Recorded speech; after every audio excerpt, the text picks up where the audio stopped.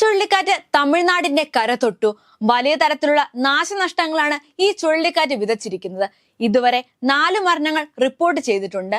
ബംഗാൾ ഉൾക്കടലിൽ രൂപപ്പെട്ട ഒരു ന്യൂനമർദ്ദമാണ് ഫെങ്കൽ ചുഴലിക്കാറ്റ്. ബംഗാൾ ഉൾക്കടലിൽ രൂപപ്പെടുന്ന രണ്ടാമത്തെ ചുഴലിക്കാറ്റാണിത്. തമിഴ്നാട്ടിൽ നിരവധി നാശനഷ്ടങ്ങൾ ഇത് ഉണ്ടാക്കിയിട്ടുണ്ട്.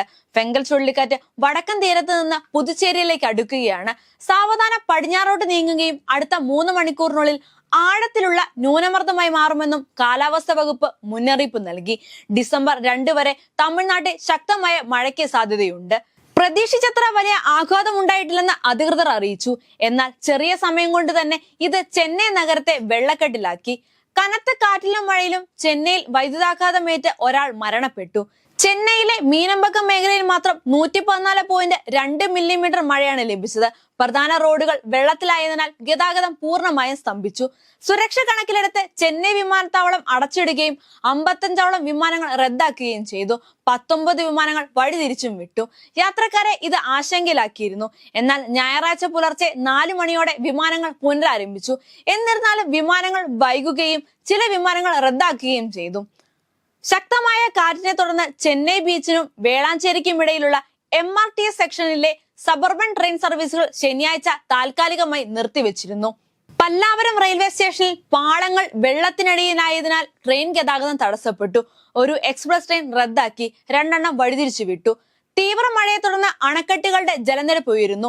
ഇതോടെ തീരപ്രദേശത്ത് താമസിക്കുന്നവർക്ക് മുന്നറിയിപ്പ് നൽകിയിട്ടുണ്ട്.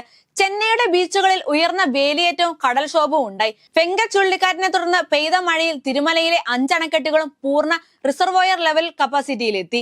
ഇന്നലെ രാത്രി പെയ്ത കനത്ത മഴയിൽ തമിഴ്നാട്ടിലെ പല ഭാഗങ്ങളിലും വെള്ളപ്പൊക്കമുണ്ടായി. ബസ് സ്റ്റാൻഡ് പൂർണ്ണമായും വെള്ളത്തിനടിയിലായി. തമിഴ്നാട്, ആന്ധ്രാപ്രദേശ്, പുതുച്ചേരി എന്നിവിടങ്ങളിലെ പല ഭാഗങ്ങളിലും റെഡ് അലർട്ട് പ്രഖ്യാപിച്ചിട്ടുണ്ട്.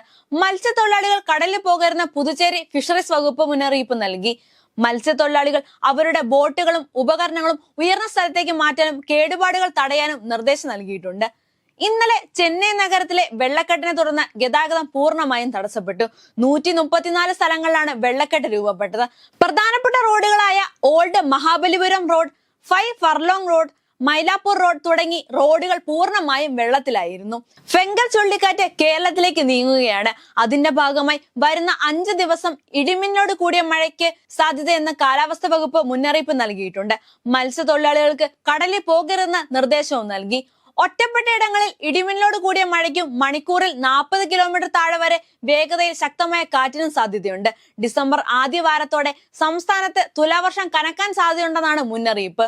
70 മുതൽ 90 കിലോമീറ്റർ വരെ വേഗതയിൽ കാറ്റ് വീശാനുള്ള സാധ്യത കാലാവസ്ഥാ വകുപ്പ് പറയുന്നു. ഇന്ന് 7 ജില്ലകളിൽ യെല്ലോ അലർട്ട് പ്രഖ്യാപിച്ചിട്ടുണ്ട്. താഴ്ന്ന പ്രദേശങ്ങളിൽ താമസിക്കുന്നവർക്ക് ജാഗ്രതാ നിർദ്ദേശവും നൽകി.